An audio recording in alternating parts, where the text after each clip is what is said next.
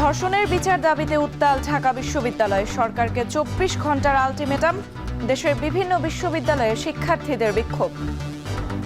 প্রত্যেকদিন রীতিমতো একটার পর একটা ঘটনা নেওয়া যাচ্ছে না। হেনস্থাকারীরা ফুলের মালা নিয়ে ঘুরছে। এটা একমাত্র একটা বিচার হওয়া উচিত, সেটা হচ্ছে ধর্ষকের ফাঁসি। 999 ফোন দিয়েছি, 3বার আমার পুলিশ চেঞ্জ করে দিয়েছে, একটা অফিসারও দেয় না। জরুরি সেবার ফোনে পুলিশ এলেও অপরাধীর দাপটে নিষ্ক্রিয়তার অভিযোগ অনেক ভুক্তভোগীর। পুলিশের মনোবল বৃদ্ধির তাগিদ।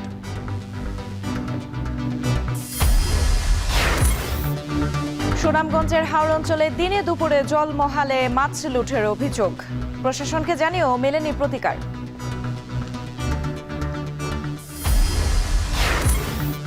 দুবাইয়ে চ্যাম্পিয়ন্স ট্রফির মহারণ আজ বিকেলে দুইবারের চ্যাম্পিয়ন ভারতের মুখোমুখি হবে নিউজিল্যান্ড।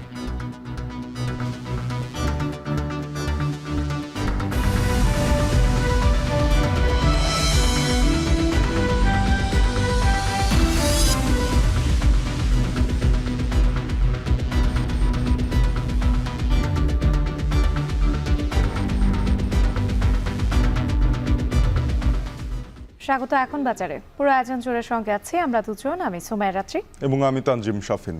24 ঘন্টার মধ্যে বিশেষ ট্রাইব্যুনাল গঠনের মাধ্যমে ধর্ষকদের বিচারের ব্যবস্থা নিশ্চিতে সরকারকে আলটিমেটাম দিয়েছেন ঢাকা বিশ্ববিদ্যালয়ের শিক্ষার্থীরা। দেশব্যাপী নারী নিপীড়ন ও ধর্ষণের প্রতিবাদে শনিবার দিবাগত রাতে ঢাকা বিশ্ববিদ্যালয়ের শিক্ষার্থীরা হল থেকে বের হয়ে বিক্ষোভ করেন। পরে অবস্থান নেন রাজু ভাস্কর্যের পাদদেশে। ঘোষণা করা হয় ধর্ষণ বিরোধী মঞ্চ। আজ সন্ধ্যায় মশাল মিছিলের ঘোষণাও দিয়েছেন ঢাকা বিশ্ববিদ্যালয়ের শিক্ষার্থীরা। বিস্তারিত জানাবেন দেবরাজ দেব।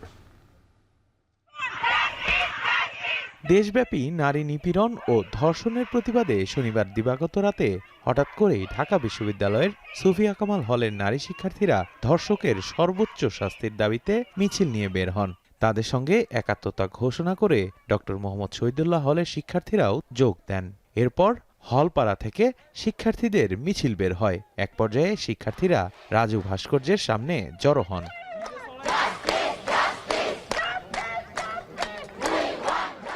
ফাঁসি ফাঁসি ফাঁসি চাই, ধর্ষকের ফাঁসি চাই, আমার সোনার বাংলায় ধর্ষকের ঠাঁই নাই, এমন স্লোগানে ঢাকা বিশ্ববিদ্যালয় ক্যাম্পাস উত্তাল হয়ে ওঠে। শিক্ষার্থীরা জানান, দেশের বিভিন্ন জায়গায় সাম্প্রতিক সময়ে যেসব ধর্ষণের ঘটনা ঘটেছে তার সুষ্ঠু তদন্ত এবং দ্রুততম সময়ের মধ্যে দোষীদের সর্বোচ্চ শাস্তি দেখতে চান তারা। এই সোনার বাংলায় ধর্ষকের কোনো স্থান হবে না। প্রত্যেকদিন রীতিমতো একটার পর একটা ঘটনা নেওয়া যাচ্ছে না। ধর্ষকদের ফাঁসির দাবিতে আমরা মূলত এখানে এসেছি। যারা এই ঘটনার শিকার হন এবং যেটা আমাদের লাইমলাইটে আসে না, কিন্তু তাদেরও বিচার হওয়া উচিত। ধর্ষকের এখন আমরা দেখতেছি কোনো শাস্তি হচ্ছে না। ধর্ষক হেনস্থাকারীরা ফুলের মালা নিয়ে ঘুরছে। স্বৈরাচার সরকারকে বাদ দিয়ে যে জনগণের আশা আকাঙ্ক্ষা কল্যাণগুলো পূরণ হবে, কিন্তু এটাই যখন হচ্ছে না তাহলে তারা থেকে কি লাভ? ধর্ষণের বিচার অন্য কিছু হবে না, এটা একমাত্র একটা বিচার হওয়া উচিত, সেটা হচ্ছে ধর্ষকের ফাঁসি। এ সময় প্রতিবাদ সভায় দেখা যায় বৈষম্য বিরোধী আন্দোলনের নেতাকর্মীদের। নারী শিক্ষার্থীদের নেতৃত্ব দেন একই সংগঠনের মুখপাত্র উমামা ফাতেমা। বলেন, 24 ঘন্টার মধ্যে বিশেষ ট্রাইব্যুনাল গঠনের মাধ্যমে ধর্ষকদের বিচারের কাঠগড়ায় দাঁড় করাতে হবে। রোববার সন্ধ্যায় মশাল মিছিলের ঘোষণাও দেন তিনি। রাজু ভাস্কর্য থেকে ঢাকা বিশ্ববিদ্যালয়ের শিক্ষার্থীদের পক্ষ থেকে আমরা ধর্ষণ বিরোধী মঞ্চ ঘোষণা করলাম। সন্ধ্যা 7:30টায় আসিয়ার ধর্ষকদের ফাঁসির দাবিতে এবং বিশেষ ট্রাইব্যুনাল গঠন করে প্রত্যেকটা ধর্ষণের বিচারের দাবিতে আমরা পুনরায় মশাল মিছিল করব। অন্যদিকে দেশের বিভিন্ন বিশ্ববিদ্যালয়েও ধর্ষকের সর্বোচ্চ শাস্তি নিশ্চিতে বিক্ষোভ মিছিল হয়েছে ক্যাম্পাসগুলোতে। দেবরাজ দেব, এখন ঢাকা। এদিকে মাগুরা সহ দেশের বিভিন্ন এলাকায় ধর্ষণ ও নারী নির্যাতনের ঘটনায় প্রতিবাদ ও ধর্ষকদের বিচার নিশ্চিতে বিক্ষোভ করেছেন জাহাঙ্গীরনগর, রাজশাহী, সিলেট শাহজালাল বিজ্ঞান ও প্রযুক্তি এবং ময়মনসিংহের ত্রিশালে কাজী নজরুল ইসলাম ও বাংলাদেশ কৃষি বিশ্ববিদ্যালয়ের শিক্ষার্থীরা। এ সময় ধর্ষকদের সর্বোচ্চ শাস্তির দাবি জানান তারা। বিস্তারিত থাকছে প্রতিবেদনে। শনিবার সন্ধ্যা 7:30টার দিকে রাজশাহী বিশ্ববিদ্যালয়ের জোহা চত্বরে জড়ো হন শিক্ষার্থীরা। পরে বিশ্ববিদ্যালয়ের প্রধান সড়ক ঘুরে একই জায়গায় সংক্ষিপ্ত সমাবেশ করেন তারা। এ সময় শিক্ষার্থীরা বলেন, কোনো ধর্ষণের ঘটনায় সরকার দৃষ্টান্তমূলক শাস্তির ব্যবস্থা করতে পারেনি। এ সময় সরকারকে উদ্দেশ্য করে তারা বলেন, নারীদের নিরাপত্তা নিশ্চিত করতে না পারা সরকারের ব্যর্থতার শামিল। অতি দ্রুত ধর্ষকদের মৃত্যুদণ্ড কার্যকরের দাবি জানান তারা। পুরুষের সমান ভূমিকা পালন করে।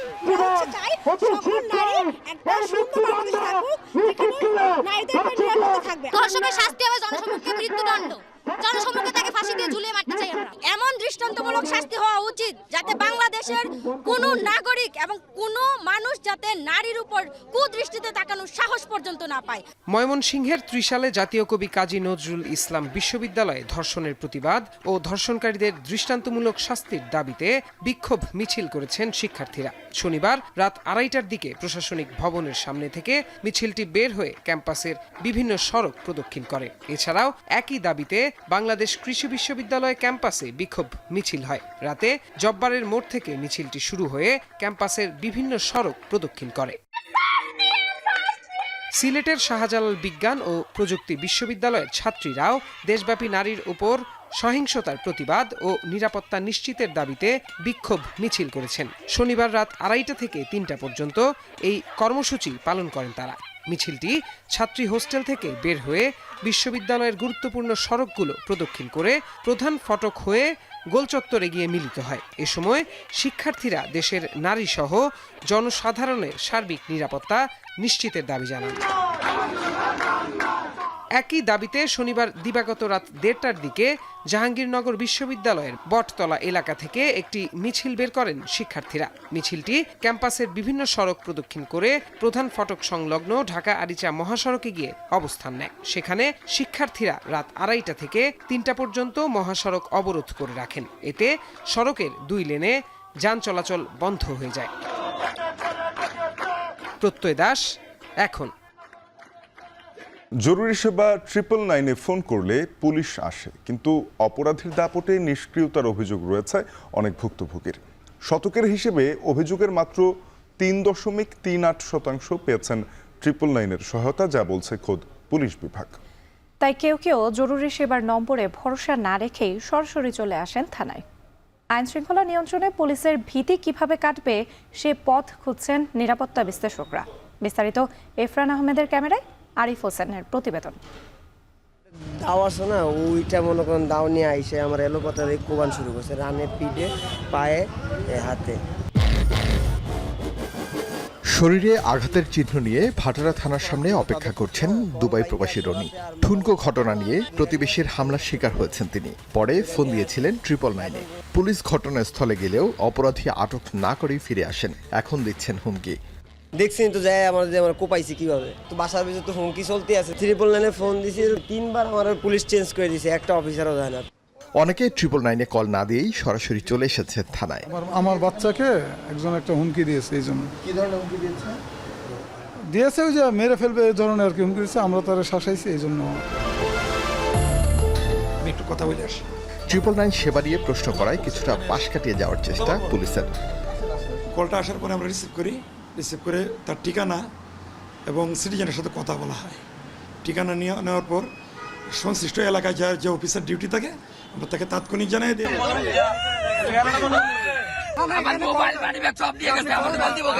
ভীতির কারণ কি? এই প্রশ্নের উত্তর এখন সবার জানা। নাম না প্রকাশ করলেও সামাজিক যোগাযোগ মাধ্যমে ঘুরতে থাকা কয়েকটি ভিডিও দেখিয়ে জানালেন কারণ।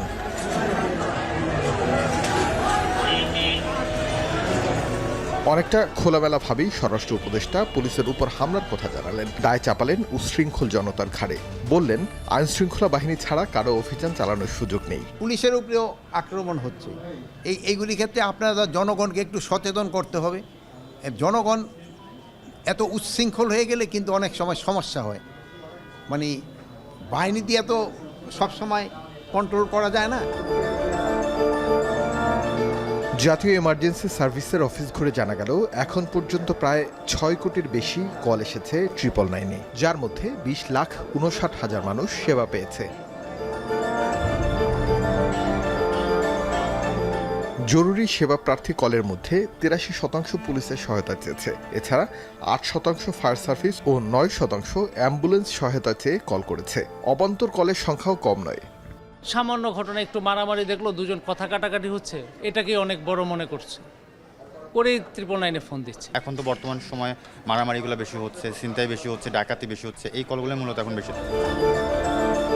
পুলিশের মনোবল বৃদ্ধি হলেই সেবা নিশ্চিত হবে সাধারণ মানুষের, বলছে বিশ্লেষকরা।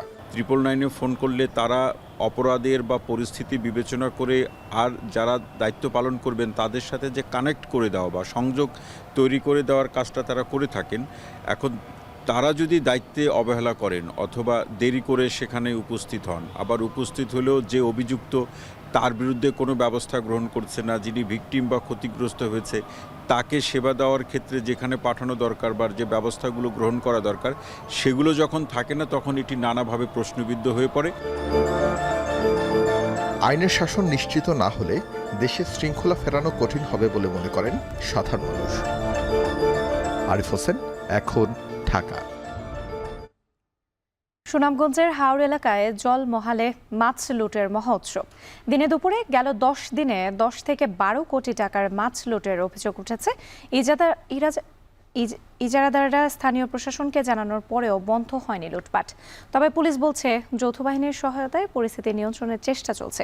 এর মধ্যে আটক করা হয়েছে 8 জনকে। সুনামগঞ্জ থেকে লিপসানা আহমেদের পাঠানো তথ্য ছবিতে বিস্তারিত। দেখলে মনে হয় হাওরে পলো বাওয়া বা মাছ ধরা উৎসব চলছে। দিনে দুপুরে আনন্দ উল্লাসে হাজার হাজার মানুষের মাছ ধরার এমন চিত্র সুনামগঞ্জের হাওড়া অঞ্চলে সরকারিভাবে ইজারা দেয়া জলমহলের মাছ লুটপাটের। জেলার দিরাই, সাল্লা ও জামালগঞ্জ উপজেলায় এরই মধ্যে 10টি বিলের মাছ লুটের অভিযোগ উঠেছে গ্রামবাসীর বিরুদ্ধে। বিলের পাহারাদার থাকার পরও পলো, জাল বা কুচা নিয়ে মাছ ধরতে নামেন অন্তত 8 থেকে 10 হাজার মানুষ। বিভিন্ন বিল বা জলমহল থেকে লুট হওয়া এসব মাছের দাম অন্তত 12 কোটি টাকা। গেল মঙ্গলবার রাতে দিরাই উপজেলার বেতইর বিলের ইজারাদার মাছ লুটের আগাম প্রস্তুতির খবর পান। লুটপাট ঠেকাতে স্থানীয় প্রশাসনকে জানালে বিলের পাড়ে অবস্থান নেয় আইনশৃঙ্খলা বাহিনী। তবে তাতেও কোনো লাভ হয়নি। প্রশাসনের সামনেই ধরে নিয়ে যাওয়া হয় কোটি টাকার মাছ।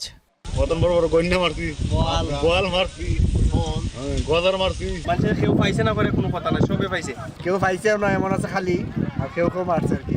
প্রথমে ওই যে প্রশাসনের লোক আসছিল, তারপরে আর এগুলা এরা আর সম্মতি দেয় নাই, তখন পাবলিকে জুড়েই নামছে। দুদিন পর শুক্রবার ভোরে দ্বিতীয় দফায় শতোয়া জলমহলের মাছ লুটের চেষ্টা হলে সেখানে পুলিশ, সেনাবাহিনীর সঙ্গে গ্রামবাসীর ধাওয়া পাল্টা ধাওয়ার ঘটনা ঘটে। এক পর্যায়ে এই জলমহল লুট করতে না পারায় মাছ ধরার নৌকা ও পাহারা দেওয়ার 2টি ঘরে আগুন ধরিয়ে দেয় গ্রামবাসী। ইজারাদাররা জানান কিছু দুষ্কৃতিকারীর ইন্ধনে প্রশাসনের সামনেই দিনে দুপুরে মাছ ধরে নিয়ে যাওয়ায় পুঁজি হারিয়ে এখন নিঃস্ব তারা। তাদের অভিযোগ, প্রশাসন কঠোর অবস্থানে থাকলে এমন পরিস্থিতির সৃষ্টি হতো না। জোরপূর্বকভাবে আমাদের ফাইল দেওয়া, বিল কাটাবাস দেওয়া, ফারাদার আছে 6-8 জন ফারাদার আছে আমাদের ফিশারিটার। এই অবস্থায় তারা জোরপূর্বক, আমরা এই আস্থা প্রশাসন নেওয়ার বাদেও প্রশাসনের সামনে এরা লামছে। এই ভিডিওটাও আমাদের টানে আছে। তারা বহুত চেষ্টা করছেন, পারছেন না। সামারচর, কার্তিকপুর, মারতির সাইডে এরা আপনার এই সাইডের বিলগুলা খাইয়া, এই যে বিলটা আমার বেত্তর বিলটা মারফেটও ধরা যায়। এখানে অত্র এলাকার বরারগাঁও, সুজানগর, আন্নারপুর মানুষের মারফেটও ওই বিল এরা আক্রমণ করে দিয়েছে। স্থানীয় প্রশাসনের দাবি, গ্রামবাসীর চেয়ে পুলিশের সংখ্যা কম হওয়ায় ঠেকানো যায়নি লুটপাট। তবে দ্রুত পরিস্থিতি নিয়ন্ত্রণের চেষ্টা চলছে বলেও জানান পুলিশ কর্মকর্তা। সেনাবাহিনীর টিম এবং আমাদের পুলিশের টিম সহ আমরা বেতই নদীতে গিয়েছিলাম। সেখানে আমরা চেষ্টা করেছি, কিন্তু এখানে এত হাজার হাজার লোক, তো একদিক দিয়ে আটকাইলে আরেক দিক দিয়ে নেমে যায়, তো নেমে গেছে। আমরা এই সংক্রান্ত অভিযোগগুলো আমরা আইনগত ব্যবস্থা নেব। আমরা চেষ্টা করতেছি সংশ্লিষ্ট জেলা প্রশাসন বা যারা ইজারা অথরিটি তাদের সাথে কথা বলে তাদের সহায়তায় এবং অন্যান্য আইনশৃঙ্খলা বাহিনীর সহায়তায় আমরা এই জিনিসটা নিয়ন্ত্রণের চেষ্টা করছি। ঘটনার ধারাবাহিকতায় শনিবার সকালে দিরাই উপজেলার সবচেয়ে বড় জলমহল নাইন্দা বিলের মাছ লুটের চেষ্টা করলে তা প্রতিহত করে যৌথ বাহিনী। পাশাপাশি বিভিন্ন জলমহলের মাছ লুটের ঘটনায় এরই মধ্যে আটক করা হয়েছে 8 জনকে। এখন সুনামগঞ্জ। চাঁদপুরের পদ্মা মেঘনায় 2 মাসের জন্য জাটকা রক্ষা অভিযান শুরু হলেও এখনও খাদ্য সহায়তা পাননি বেশিরভাগ জেলে। কর্মহীন হয়ে পড়ায় মানবেতর জীবনযাপন করছেন তারা। জেলেরা দাবি করছেন বরাদ্দ করা চাল দ্রুত বিতরণের পাশাপাশি ব্যাংক কিস্তি স্থগিত রাখার ব্যবস্থা নিতে হবে। এদিকে জেলা প্রশাসন বলছে স্বল্প সময়ের মধ্যেই পৌঁছে দেওয়া হবে খাদ্য সহায়তা। তালহা জুবাইরের প্রতিবেদন। চাঁদপুরের মতলব উত্তরের ষাটনল থেকে হাইমচরের চরভৈরবী পর্যন্ত পদ্মা মেঘনার ৭০ কিলোমিটার এলাকা জুড়ে চলছে জাটকার অভয়াশ্রম। মার্চ এপ্রিল ২ মাস নদীতে নিষিদ্ধ সব ধরনের মাছ ধরা। এতে কর্মহীন হয়ে পড়েছেন প্রায় অর্ধ লাখ জেলে। অধিকাংশ জেলে এখন নৌকা আর জাল মেরামত করেই সময় কাটাচ্ছেন। সরকার ঘোষিত খাদ্য সহায়তার আওতায় নিবন্ধিত ৪০,০০৫ জন জেলের জন্য ৪ মাস ধরে মাসে ৪০ কেজি চাল বরাদ্দ থাকলেও এখনো তা হাতে পায়নি অনেকে। ফলে রমজান মাসের মধ্যে পরিবার চালাতে হিমশিম অবস্থা জেলেদের। কোনো পক্ষেই আমরা নদীর নামতারি না, অভিযান তো আমরা মানছি, আঙ্গ সহযোগিতা তো আমরা পাইতেছি না পাইলে আমরা কেমনে চললাম। আমাদের যে চালটা দেওয়ার কথা এখনো আমরা চালটা পাই না। বর্তমানে নেতা কর্মী আছে, তারা বলছে যে চাল পাইবেন, আশা রাখেন। তবে এখন ইস্তিলে আমরা খুবই টান্তাকাদার ভিতরে আছি। জাটকা সংরক্ষণে নদীতে কঠোর নজরদারি করছে আইন শৃঙ্খলা রক্ষাকারী বাহিনী। ইতিমধ্যে কিছু এলাকায় শুরু হয়েছে চাল বিতরণ।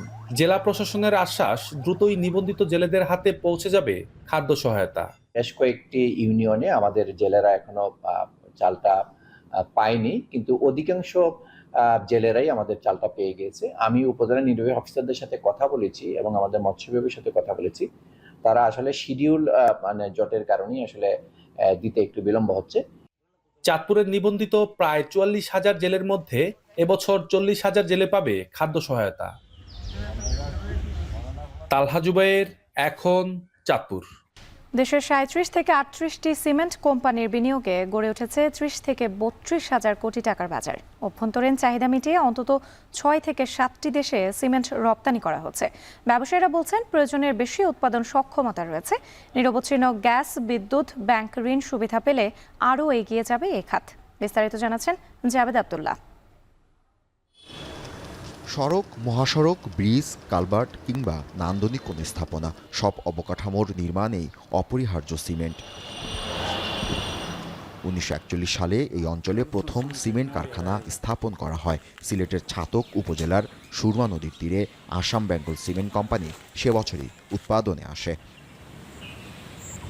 সিমেন্ট উৎপাদনের প্রধান কাঁচামাল খনিজ পদার্থ ক্লিংকার, যা আমদানি করে নৌপথে ইয়ার্ডে আনা হয়। ব্ল্যাক স্টোন কনভেয়ার বেল্ট দিয়ে ক্র্যাশিং মেশিনে পাঠানোর পর তা চূর্ণ করে ১৪৫০ ডিগ্রি সেলসিয়াসে হাই ভোল্টেজ ওভেনে কুক করা হয়। উত্তপ্ত করার কাজ শেষ হলে সেই উপাদানকে ৭০ থেকে ৮০ ডিগ্রি সেলসিয়াসে কুলারে রাখা হয়। এরপর মিহিদানা গ্রাইন্ডিং মেশিনে পরিশোধনের পালা। পরে পরিশোধিত ক্লিংকার স্বয়ংক্রিয়ভাবে ফিডার মেশিনে আনা হয়। এর সাথে চলে বিশাল মাল্টি কম্পার্টমেন্ট সাইলোতে অন্য উপাদান জিপসাম, ফ্লাই অ্যাশ, স্ল্যাগ ও চুনাপাথর মেশানোর কাজ। পরের ধাপে জার্মান ভার্টিক্যাল রোলার মিল বা ভিআরএমে ড্রাইভের পালা। আধুনিক ইন্টেলিজেন্ট ল্যাবে মান নিয়ন্ত্রণ হয়ে গেলে শুরু হয় মোড়কের কাজ। এরপর ব্যবহার উপযোগী সিমেন্ট চলে আসে বাজারে, তৈরি হয় আধুনিক স্থাপনার গাঁথনি। গ্লোবাল সিমেন্ট রিপোর্টের সবশেষ তথ্য বলছে, আন্তর্জাতিক সিমেন্ট শিল্পের বাজারে বাংলাদেশ ৪০তম অবস্থানে রয়েছে। বিক্রেতারা বলছেন, ভবনকে দৃঢ়, মজবুত ও টেকসই করতে এর বিকল্প তৈরি হয়নি। সবগুলো ব্র্যান্ডই ব্র্যান্ডেড সিমেন্ট তৈরি করে, তো তাদের প্রত্যেকটার কোয়ালিটি মেনটেন করে। সাহা ৪৮৫, প্রিমিয়ার ৪৮০। রুফটার করতেও সিমেন্ট দরকার, বিম করতেও সিমেন্ট দরকার। আসলে সিমেন্ট ছাড়া কনস্ট্রাকশন কাজ অসম্ভব। উদ্যোক্তারা বলছেন, নানা অনিশ্চয়তা ও বাধা থাকার পরও ক্রমবর্ধমান বাজার ধরে রাখতে সক্ষমতা বাড়ানো হয়েছে। অধিকাংশ কোম্পানিগুলোই বাংলাদেশের এখন মডার্ন টেকনোলজি, যে ভিআরএম টেকনোলজি ইউজ করছে, এতে সিমেন্টের ফাইনেসটা অনেক ভালো আসে। টেকনোলজি যেহেতু ওয়ার্ল্ড ক্লাস অধিকাংশ কোম্পানিরই, সুতরাং ভালো কোয়ালিটি সিমেন্ট প্রডিউস করা, এটা অধিকাংশ মিলেরই এই সক্ষমতা রয়েছে। আর রপ্তানি উন্নয়ন ব্যুরোর ভাইস চেয়ারম্যান বলছেন, নতুন বাজার ধরতে কাজ করছে সরকার। ৩ বছর যদি ফিগার দেখেন, সেখানেই কিছুটা বাড়তির দিকে, সেখানে আমাদের বিগত 3 বছরে ছিল 7 মিলিয়ন, তারপর থেকে 12.5 মিলিয়ন হয়েছে। এবং গত বছর আমরা দেখলাম সে 17 মিলিয়ন হয়েছে, যেটা আসলে আমাদের যে ইন্ডাস্ট্রির যে ব্যাপকতা সে তুলনায় খুব বেশি না। সিমেন্ট ব্যবহারে বিশ্বে বাংলাদেশের অবস্থান 20তম। বাংলাদেশে প্রতি বছর গড়ে 3,80,00,000 টন সিমেন্ট ব্যবহার হয়। একজন নাগরিক গড়ে সিমেন্ট ব্যবহার করেন 220 থেকে 230 কেজি। রপ্তানি উন্নয়ন ব্যুরোর তথ্য বলছে বাংলাদেশ থেকে বিশ্বের নানা প্রান্তে 1,50,000 টন সিমেন্ট রপ্তানি হয়ে থাকে, যা থেকে বৈদেশিক আয় হয় 200 কোটি টাকার কাছাকাছি। সামগ্রিক সমৃদ্ধি ও সফলতার এই গল্প নিয়ে 11 থেকে 12% হারে এগিয়ে যাচ্ছে দেশের এই সিমেন্ট শিল্পের বাজার। জাবেদ আব্দুল্লাহ, এখন নারায়ণগঞ্জ। 40,000 মানুষের জন্য বানানো একমাত্র স্বাস্থ্য কমপ্লেক্স পুলিশের দখলে। নেই সরকারি স্কুল কলেজ, এমনকি সীমানা জটিলতায় গেল 22 বছরেও হয়নি ভোট। বলছিলাম চট্টগ্রামের উড়িরচর নামে এক ভাগ্য বিড়ম্বিত দ্বীপের কথা। দেশের দক্ষিণ পূর্বের এই দুর্গম জনপদ ঘুরে এসে বিস্তারিত জানাবেন ফয়সাল করিম। ক্যামেরায় ছিলেন সঞ্জয় মল্লিক। দেশের দুর্গম দ্বীপ উড়িরচরের এই 3তলা পুরনো জীর্ণ ভবনটি একটি স্বাস্থ্যকেন্দ্র হলেও এখানে আসে না কোনো রোগী, নেই কোনো চিকিৎসক কিংবা শয্যা। শুনলে হয়তো অবাক হবেন, স্থানীয় 40,000 মানুষের স্বাস্থ্যসেবার জন্য বানানো হলেও গত 25 বছর ধরে এটি ব্যবহৃত হচ্ছে স্থানীয় পুলিশ ফাঁড়ি হিসেবে। তবে এখানে এসে করা যায় না কোনো জিডি। নিরাপত্তা চাইতে কালে ভদ্রে কেউ কেউ আসেন। এখানে নামকাওয়াস্তে চলা এই ফাঁড়িতে পুলিশ সদস্য রয়েছেন মাত্র 12 জন। দেশের অনুন্নত এই অঞ্চলে স্বাস্থ্যসেবার ভবনে এই পুলিশ ফাঁড়ির কার্যক্রম কেমন চলছে তা ভেতরে গিয়ে দেখার চেষ্টা করব। 2 দশক আগে নির্মিত 3তলার ভবনটি যে পরিবার কল্যাণের একটি স্বাস্থ্যকেন্দ্র তার একমাত্র সাক্ষী দোতলার মলিন এই ফেস্টুন। এখানে বেশ কয়েকটি কক্ষ ব্যবহার হচ্ছে ফাঁড়ির হাজতখানা হিসেবে, আর মাঝের পলেস্তরা খসা এই কক্ষে নামমাত্র চলে পুলিশ ফাঁড়ির কার্যক্রম। ফাঁড়ির এমন দশা নিয়ে কোনো পুলিশ সদস্য কথা বলতে না চাইলেও স্থানীয়দের অভিযোগ এই ফাঁড়ি তাদের কোনো কাজে আসে না। থামে না দস্যুতা, সন্ত্রাস ও জবরদখলের সংস্কৃতি। মানুষের ধরেন একটা মামলা করতে হবে, একটা জিডি করতে হবে, তাকে সন্ধি বাঁচতে হয়, মানে এটা একদম বলে যে অকেজু একটা অবস্থা আর কি। মানে এমনি একটা ফাঁড়ি আছে, সেখানে না হাসপাতাল না পুলিশ ফাঁড়ি, চতুর্দিকে নদী। নদী হওয়াতে সন্ত্রাসীরা উপজেলা সহ হাতিয়ার বিভিন্ন দ্বীপ থেকে উড়িরচরটাকে একটা অভয় আশ্রম মনে করে। দ্বীপে ন্যূনতম প্রাথমিক স্বাস্থ্যসেবা না থাকায় প্রসূতি ও শিশু মৃত্যু যেন নিত্য ঘটনা, যার সাক্ষী চরের উত্তর প্রান্তের বাসিন্দা কৃষক সাইফুল। 5 মাস আগে যার ভাগ্যে ঘটেছে নির্মম এক ঘটনা। নৌযানের অভাবে ঠিক সময়ে হাসপাতালে নিতে না পারায় অকালে হারাতে হয়েছে প্রসূতি স্ত্রীকে। তার সন্তান এখন বেড়ে উঠছে মায়ের স্নেহ আদর ছাড়াই। নোয়াখালী যেগুলাই গাড়ে লই গেছি, গাড়ে নিছি আর বোট নাই। বোট ফোন দিতে 1 ঘন্টা নিয়ে ঘরে দিয়ে আসি। আবার মাছ দিয়ে লই গেছি, মাছ দিয়ে ঘরে দিয়ে মারা গেছে। রোগবালাই বা প্রাথমিক চিকিৎসায় এখানকার হাটবাজারের ফার্মেসি স্থানীয়দের একমাত্র ভরসা। আর জটিল রোগ বা দুর্ঘটনার চিকিৎসায় দুর্গম নদী ও জলপথ পাড়ি দিয়ে তাদের যেতে হয় নোয়াখালী বা সন্দ্বীপের হাসপাতালে। দ্বীপবাসীর জন্য এই ফার্মেসিগুলো হাসপাতাল, কারণ এই ইমার্জেন্সি এই মুহূর্তে দরকার, এই মুহূর্তে দিতে হয় আর কি। আমাদের বা আয়ত্তর বাইরে হলে আমরা ফাটাইতে হয়। মনে করো 1,000 টাকা যদি ওষুধ খরচ আমাদের, 5,000 টাকাটা আমাদের কি গাড়ি ভাড়া, আসতে যাইতে যাতায়াত খরচ। ধান, সবজি, মাছ ও কাঁকড়ায় সমৃদ্ধ এই চরে পৌঁছে গেছে বিদ্যুৎ, আছে ইন্টারনেট সুবিধাও, অথচ সেভাবে পৌঁছয়নি শিক্ষার আলো। কোনো রকমে চলছে 4টি প্রাথমিক ও 1টি মাধ্যমিক বিদ্যালয়ের কার্যক্রম। 40 থেকে 50,000 মানুষের বসবাস, কিন্তু একটা মাত্র মাধ্যমিক স্কুল, তাও এমপিভুক্ত এখনো হয়নি। দাখিল লেভেলটা বা মাধ্যমিক লেভেলটা সেটা আমাদের ওই এমপিও না থাকার কারণে বিভিন্ন খরচ, কস্টিং সবগুলো মিলে আমরা অগ্রসর হতে পারতেছি না। প্রমত্তা, মেঘনা আর উত্তাল বঙ্গোপসাগরের বুক চিরে 1970 সালে সন্দ্বীপের উত্তর দক্ষিণে এই চরটি জেগে ওঠে। 80-র দশকে ভূমিহীন মানুষ এখানে এসে বসতি গড়েন। বর্তমানে এটি চট্টগ্রামের সন্দ্বীপের একটি ইউনিয়ন হলেও নোয়াখালীর সাথে আছে সীমানা জটিলতা। 2 দশক ধরে কোনো নির্বাচন না হওয়ায় জনপ্রতিনিধির অভাবে উন্নত হয়নি সড়ক ও যোগাযোগ ব্যবস্থা। আজ 20 বছর কোনো মেম্বার নাই, চেয়ারম্যান নাই, কোনো একটা মেরামত করার লোক নাই। নোয়াখালী একটা ওয়ার্ড দাবি করে, ওয়ার্ডের কারণে আমরা ভোটটা সেই মেনের কারণে হাইকোর্টে মামলা আছে, সেই মেনের কারণে ভোটটাও না। ভালো একটা শিক্ষার প্রতিষ্ঠান নাই, ডাক্তার নাই, রোডঘাট নাই, এগুলি আমরা সরকারের কাছে দাবি জানাইতেছি। সীমানার সমস্যা যেটা সেটা যদি সলভ হয়ে যায়, অতি দ্রুত সেখানে ইলেকশন দেওয়া যাবে এবং জনপ্রতিনিধিতে শুরু করে আপনারা সবাইকে সেখানে দেখতে পাবেন। অচিরেই এই উরিচ্চর, তারপর যে ভাষাঞ্চর এবং যে স্বর্ণদ্বীপ যে অংশটা আর কি, সেটাকে আমরা আবার সন্দ্বীপের মধ্যে নিয়ে আসতে পারবো, সেই প্রচেষ্টায় আমরা রয়েছে। কৃষি নির্ভর এই চরে জলবায়ু উদ্বাস্তু এসব মানুষ নদী ভাঙনে বারবার নিঃস্ব হয়। এ অবস্থায় ভাঙন রোধে কার্যকর পদক্ষেপ নেওয়া সহ নানা নাগরিক সুবিধা নিশ্চিতের দাবি স্থানীয়দের। ফয়সাল করিম, এখন, সন্দ্বীপ, চট্টগ্রাম। বেগম রোকেয়া বিশ্ববিদ্যালয়ে আবু সাইদ নেই, কিন্তু রয়ে গেছে তার স্মৃতি।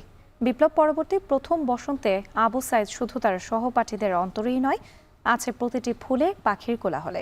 শিক্ষার্থীরা বলছেন এবারের বসন্ত যেন একটু ভিন্নভাবে এসেছে তাদের ক্যাম্পাসে। মহসিন আলীর ক্যামেরায় আরো জানাচ্ছেন আমিরুল পাপ্পি। বাংলা বর্ষপঞ্জি অনুযায়ী চলছে বসন্তকাল। পুরো বসন্ত যেন নিজের সৌন্দর্য ঢেলে দিয়েছে রংপুর বেগম রোকেয়া বিশ্ববিদ্যালয়ে। বাতাসের সাথে গাছের সম্পর্কে বাধা হয়ে দাঁড়াচ্ছে শুকনো পাতা, আর পাতাগুলো ঝরে পড়ছে বিশ্ববিদ্যালয়ের সবুজ চত্বরে। ৭৫ একরের ক্যাম্পাসকে সবুজ করেছে প্রায় ৩৫,০০০ গাছ। যাদের এবারই প্রথম বসন্ত কাটছে ক্যাম্পাসে, তাদের আবেগ সবকিছু ছাড়িয়ে। আর বিপ্লব পরবর্তী বসন্ত পুরনোদের জীবনে এনেছে নতুন উদ্যম। আর হবেই বা না কেন, এই ক্যাম্পাস থেকেই যে আত্মত্যাগের সূত্রপাত। এত বড় আন্দোলন হয়ে গেল, তারপরে একটা নতুন পরিবেশ, সবকিছু নতুন স্বাধীনতার মধ্যে একটা কথাবার্তা আমরা সবাই উপভোগ করতেছি।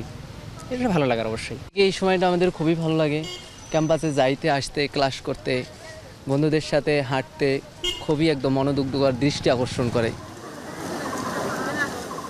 বেরোবির শহীদ আবু সাইদ গেট বা ১ নম্বর গেট দিয়ে ঢুকলেই এক সারিতে থাকা বিভিন্ন ধরনের ফুল মন মাতাচ্ছে শিক্ষার্থী সহ ঘুরতে আসা সবারই।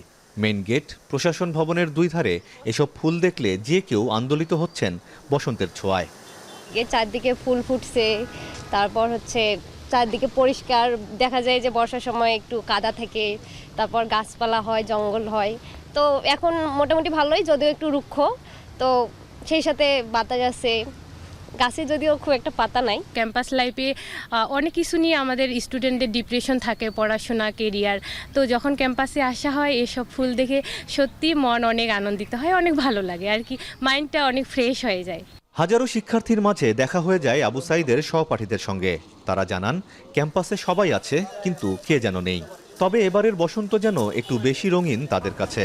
আবু সাইদকে অবশ্যই মিস করছি। আবু সাইদ আমার ব্যাচমেট ছিল, আমরা একই সাথে পড়তাম, আমরা 12 ব্যাচ। ওর সাথে অনেক বেশি স্মৃতি রয়েছে।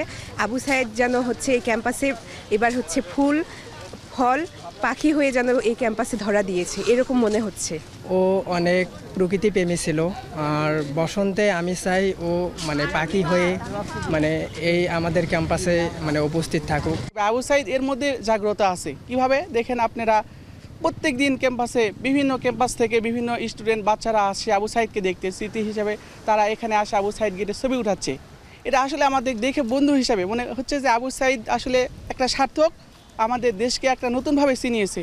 বিভিন্ন গাছের ছায়ায় বেড়ে ওঠা নীলমণিলতা, ঝুমকলতা, লাল কাঞ্চন, শ্বেত কাঞ্চন, কাঠগোলাপ, চেরি, জবা, রজনীগন্ধা, মাধবীলতারা হয়ে উঠেছে কালে কালে কবিদের উপমার বাস্তব উদাহরণ। এলো বনান্তে পাগল বসন্ত, বনে বনে মনে মনে রং সে ছড়ায় রে, চঞ্চল তরুণ দুরন্ত। কবি কাজী নজরুল ইসলামের এই কথাতেই প্রমাণ হয় এই বসন্তকাল যেন তারুণ্যের প্রতীক, যেন চঞ্চলতার প্রতীক, যেন দুরন্তের প্রতীক। আর যত তারুণ্য, যত দুরন্তপনা, যত চাঞ্চল্য সবই মেলে বিশ্ববিদ্যালয়ের ক্যাম্পাসে। আবু সাইদের বেগম রোকেয়া বিশ্ববিদ্যালয়ের ক্যাম্পাস এখন যেমন ফুলে ফুলে ছেয়ে আছে, তেমনি সবার স্মৃতিতেও রয়ে গেছে। তার সহপাঠীরা বলছেন আবু সাইদ হয়তো সশরীরে নেই, কিন্তু রয়ে গেছে এই ফুলে, এই গাছে, এই বাতাসে। আমিরুল বাপ্পি, এখন, বেগম রোকেয়া বিশ্ববিদ্যালয়, রংপুর। পবিত্র রমজান উপলক্ষে বাজারে পর্যাপ্ত মুরগির সরবরাহ রয়েছে। কোথাও কোথাও দাম কিছুটা বেশি থাকলেও বেশিরভাগ দোকানেই স্বাভাবিক রয়েছে। এছাড়া দাম কমেছে ডিমের। বিস্তারিত জানাতে কলাপাড়া থেকে যুক্ত হচ্ছেন জসিম পারভেজ এবং চুয়াডাঙ্গা থেকে যুক্ত হয়েছেন অনিক চক্রবর্তী। প্রথমেই চলে যেতে চাই কলাপাড়ায় জসিমের কাছে। জসিম, বাজারে মুরগির সরবরাহ কেমন? ডিমের দাম কত কমলো?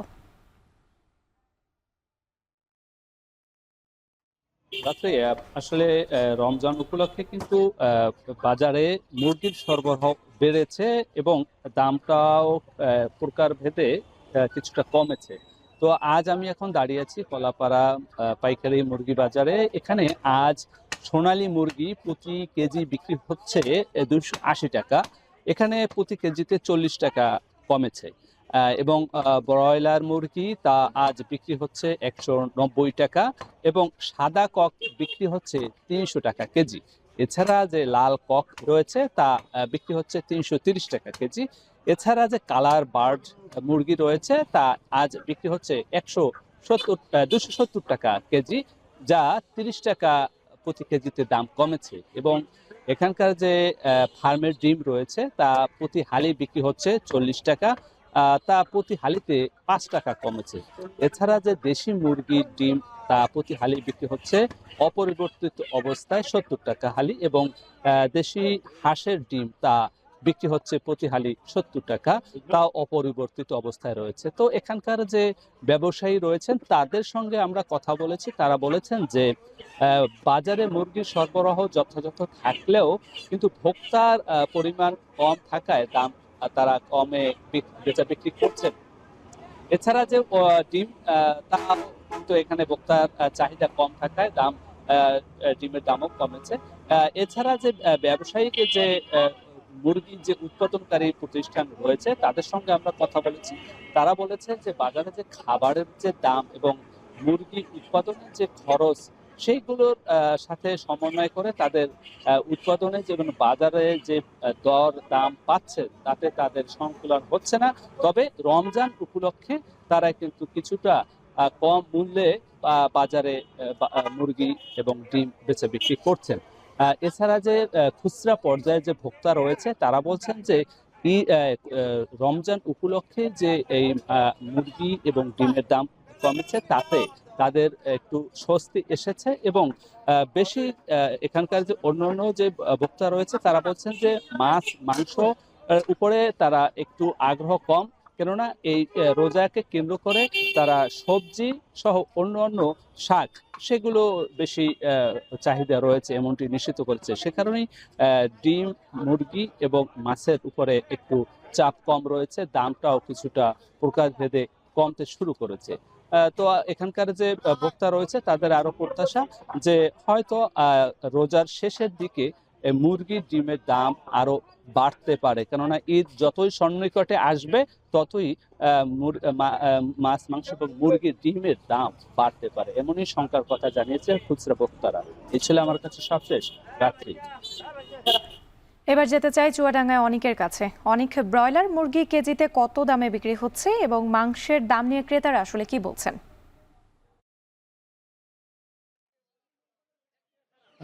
রাত্রি আসলে রমজানের শুরুর পরপরই কিন্তু আসলে চুয়াডাঙ্গার যে মাংসের বাজার, সেখানে মুরগির বাজারে যদি একটু বলি যে মুরগির বাজারে আজকে ব্রয়লার মুরগি বিক্রি হচ্ছে 200 টাকা কেজি দরে, অর্থাৎ গত সপ্তাহে যেই মুরগি ছিল প্রায় 190-95 কেজি, সেখানে কেজি প্রতি 5 টাকা বেড়েছে। পাশাপাশি দেশি মুরগি কিন্তু বিক্রি হচ্ছে 550 টাকা, গত সপ্তাহে 550 টাকা কেজি ছিল দেশি মুরগির। এছাড়া আমি যদি সোনালী মুরগির কথা বলি, সোনালী মুরগি বিক্রি হচ্ছে 280 টাকা কেজি, গত সপ্তাহে এই সোনালী মুরগি ছিল 270 টাকা কেজি। তো সব মিলিয়ে কিন্তু মুরগির দাম কেজি প্রতি 5 টাকা 10 টাকা বেড়েছে। পাশাপাশি খাসির মাংসের কথা যদি বলি, যে খাসির মাংস গত সপ্তাহেও ছিল 1000 থেকে 1050 টাকা কেজি, আজ কিন্তু সেই খাসির মাংস বিক্রি হচ্ছে মান ভেদে 1100 টাকা কেজি। কিছু কিছু বাজারে 1050 টাকাও কেজি দরে খাসির মাংস বিক্রি হচ্ছে। পাশাপাশি গরুর মাংসের কথা যদি বলি, গরুর মাংস বিক্রি হচ্ছে আজকের বাজারে 750 টাকা কেজি দরে। অন্যান্য যে বাজার, সেই বাজারে কিন্তু আমরা দেখেছি যে গরুর মাংস 700 টাকা কেজি দরেও আসলে বিক্রি হচ্ছে। পাশাপাশি একটা বিষয় জানিয়ে রাখি রাত্রি যে চুয়াডাঙ্গার এই যে বাজার, এই বাজার পরিস্থিতিতে কিন্তু বেশ কিছু তথ্য জানিয়ে রাখি যে ভোক্তা অধিকার সংরক্ষণের যে কর্মকর্তারা আছেন বা প্রশাসন আছেন, তারা কিন্তু আসলে এই বাজার তদারকি ঠিকমতো আসলে মাংসের বাজার তদারকি আমরা দেখিনি। কারণ আমার সাথে বেশ কয়েকজন ক্রেতার কথা হয়েছিল, তারা বলছে যে এই বাজারে যারা আসলে প্রতিনিয়তই মাংস কিনতে আসে, তারা কিন্তু আসলে ভোগান্তিতে পড়ছে এবং তারা কিন্তু আসলে অভিযোগ করছেন যে প্রতিনিয়তই আসলে বিক্রেতা যারা আছে তাদের কাছে তারা দাম বেশি দরে আসলে কিনছেন। পাশাপাশি আরেকটা বিষয় জানিয়ে রাখি যে রাত্রি, যে আমার সাথে বেশ কয়েকজন বিক্রেতার কথা হয়েছিল, বিক্রেতারা বলছে যে এই রমজানের পর থেকে কিন্তু আসলে মাংসের চাহিদাটা একটু কম। কারণ এই সময়টাতে সবজির বাজার আসলে ক্রেতারা যারা আছে তারা সবজির বাজারের দিকে আসলে ঝোঁকটা একটু বেশি এবং মাছ মাংসর এই বাজারে কিন্তু আসলে ক্রেতার সংখ্যা কম এবং সরবরাহ যেহেতু অনেকাংশেই কম, সুতরাং সেই জায়গা থেকে কিন্তু আসলে মাংসের দাম আসলে কেজি প্রতি আসলে বাড়ছে। তো সব মিলিয়ে কিন্তু আসলে যারা ক্রেতা আছে তারা দাবি করছে যে এই বাজার মনিটরিং আসলে বাড়াতে হবে এবং এই বাজারগুলোতে, বিশেষ করে খুচরা বাজারগুলোতে যেন যারা প্রশাসন আছে, যারা অভিযান পরিচালনা করে, তাদের তদারকি আরও বাড়াতে হবে। আমার সাথে যাদের কথা হয়েছিল, প্রশাসনের কর্মকর্তারা বলছে যে তারা অভিযান পরিচালনা করছে এবং এই অভিযান অব্যাহত থাকবে রমজানের এই মাস জুড়ে। তো রাত্রি আমার কাছে মাংসের বাজার নিয়ে এই ছিল সবশেষ পরিস্থিতি। রাত্রি, এবারে দেশের বাইরের খবর। ইউক্রেনের বিভিন্ন অঞ্চলে রাশিয়ার অব্যাহত হামলায় প্রাণ গেছে অন্তত 25 জনের। ইউক্রেনীয় উচ্চপদস্থ কর্মকর্তারা বলছেন সংঘাত বন্ধের কোনো আলামতই দেখছেন না কিয়েভ। এর মধ্যে শুধু দোনেৎস্কে রুশ সেনাদের সুনির্দিষ্ট হামলায় নিহত হয়েছে 11 জন, 6 শিশুসহ আহত অন্তত 40। কয়েক দফা হামলায় খার্কিভ ও ওডেসা সহ কয়েকটি অঞ্চলে হামলায় ক্ষতিগ্রস্ত হয়েছে বসতবাড়ি সহ গুরুত্বপূর্ণ অবকাঠামো। এদিকে রুশ গণমাধ্যম আরটির প্রতিবেদনে বলা হচ্ছে, দক্ষিণ সীমান্তে ইউক্রেনের নিয়ন্ত্রণাধীন অন্তত 3টি গ্রাম দখল করেছে রাশিয়া সেনারা। বিশেষ করে মার্কিন প্রেসিডেন্ট ইউক্রেনে সামরিক সহায়তা বন্ধের ঘোষণা দেওয়ার পরপরই দেশটিতে অভিযান জোরদার করেছে পুতিন বাহিনী।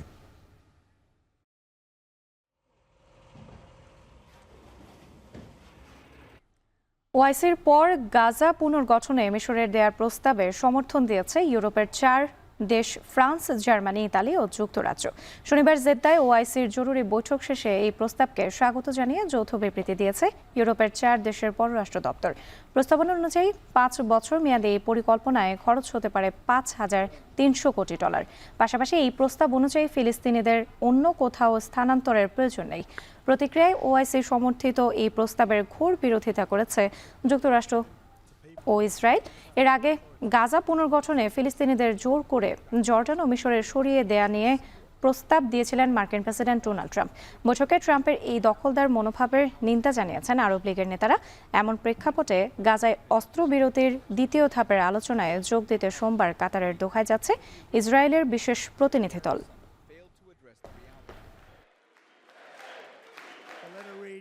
এই ছিল এখন বাজারের আয়োজনে। এখন টেলিভিশন ওয়েবসাইটে দেখতে ভিজিট করুন www.ekon.tv। এছাড়া যুক্ত থাকুন ফেসবুকেও facebook.com/tv.ekon এবং ইউটিউবে দেখতে ভিজিট করুন youtube.com/c/ekontv।